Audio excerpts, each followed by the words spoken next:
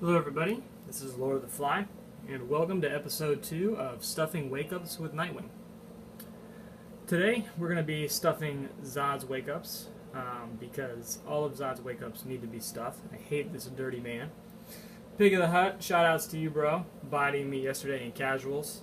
This is a solid 7-3 matchup in my opinion, and it has a lot to do with interactables, has a lot to do with Zod's dominance in the zoning battle, and overall, Nightwing has some tools to compete, but it is very difficult to use them.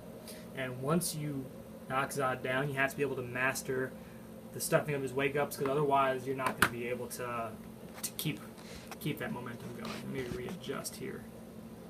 Okay.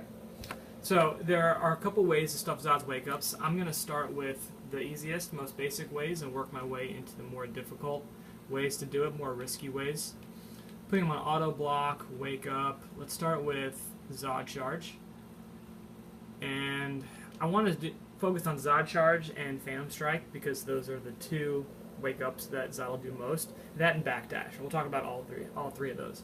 So let's talk about Zod Charge. The easiest way, in my opinion, the most consistent way to stay safe once you knock Zod down is to jump over. Now you lose some pressure opportunities because you don't get the same setup again, but it's safe and easy. So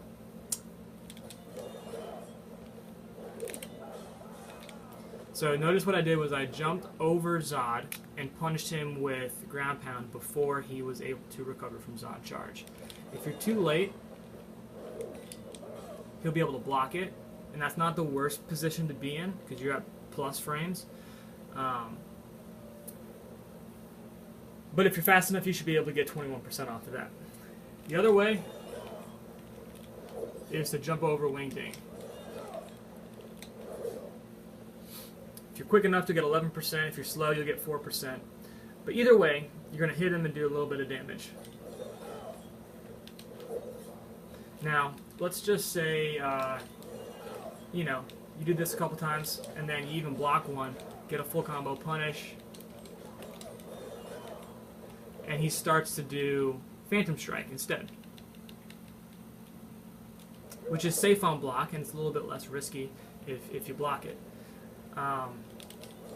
Again, jump over still works. Back 2.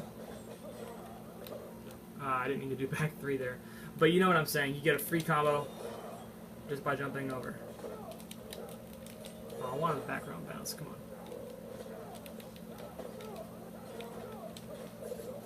So you get some good damage off of that. I prefer to just jump over and see what they do, right? So if they... doesn't really matter, right? I mean, you get a free combo no matter what, no matter which wake up they do, and you may or may not get the same setup. Pig likes to do Zod Charge because it takes him out of the sticky situation. Kind of the same way I use Flying Grayson to get out of sticky situations. But there's also, I think, a more effective way. It's a little bit riskier, but I think it works a little bit more in your favor if you can do it all the time, and that is by doing ground pound. Simply put, I want to time this based on when their feet touch the ground.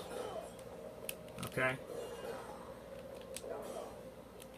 Notice how when their feet touch the ground, I start doing the attack, and it stuffs them right after their invincibility ends. Now, it also works for Zod Charge.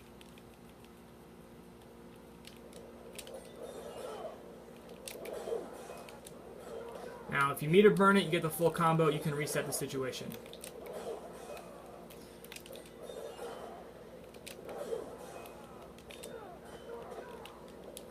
So that is my preferred way to stuff it. Now you can also use standing 2. Timing's a little different.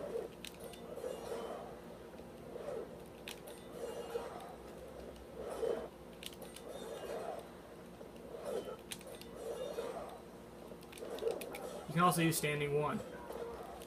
Basically, if they start to block, they're going to either do one of two things. Block low, block high, or backdash. If they block low or block high, you're basically putting them in a 50-50, right? Between ground pound and standing 2. or standing 1 forward 2, or standing 1 ground pound. But that's if they Zod charge while you're not jumping. Likely they're not going to do that. They're just going to backdash or do palm strike. So those are a couple ways. Jump over, either ground pound or back 2, depending on the wake up, or ground pound, standing 2, standing 1. Now, if they backdash, a lot of times you'll still catch them with the ground pound. So that's a really good option, no matter what. That's why it's probably your go-to, which is why if they start to just block and they duck, that's when you got the standing 2 as a really good option to catch them and get a full combo. So that's how I stuff Zod's Wakeups, right there. Very simply, jump over, ground pound, whatever. Before I go though, I want to show you guys some really cool reversal stuff that applies to Zod in the corner. You guys want to see some reversal stuff in the corner? So right now his wake up is on Zod charge. Let me put it on palm strike.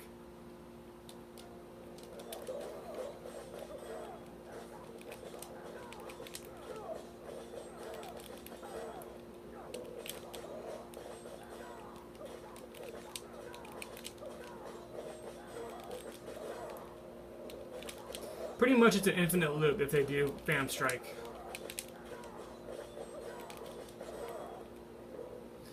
Super easy. The other cool thing about this setup is that, let's say they do Zod charge.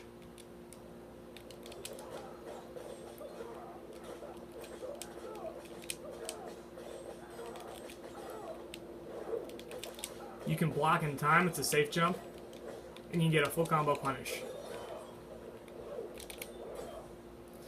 Isn't that tight? That is so tight. Stay fly, that's tight.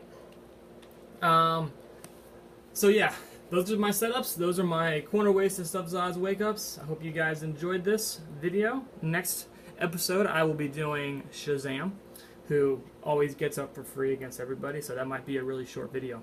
Anyways, hope you guys enjoyed. Peace!